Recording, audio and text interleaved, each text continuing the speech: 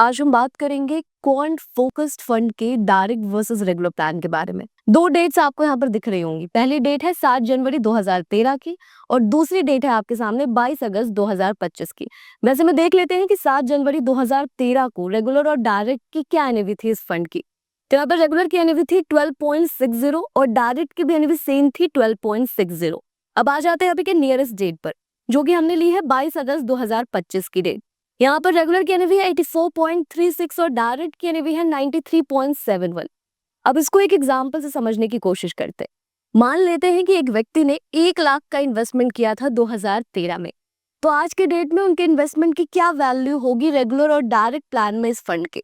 तो रेगुलर में इस इन्वेस्टमेंट की वैल्यू हो जाएगी अप्रॉक्स 6,68,000 की। वहीं दूसरी तरफ डायरेक्ट में इस इन्वेस्टमेंट की वैल्यू हो जाएगी अप्रॉक्स 7,42,000 की। इन दोनों अमाउंट के बीच का जो डिफरेंस आ रहा है वो आ रहा है 74,039 रुपीज का। मतलब ये है कि 1 लाख के इन्वेस्टमेंट पर 13 साल में आप 74,000 का नुकसान कर रहे हैं अगर आप इस फंड के रेगुलर प्लान में इन्वेस्ट कर रहे हैं। तो हो सकता है कि कुछ लोगों के लिए नुकसान कम हो, उन्हें ये लगे कि अगर 13 साल में मेरे इतने पैसे जा भी रहे हैं तो मैं यहाँ पर पैसे बना भी तो रहा हूँ।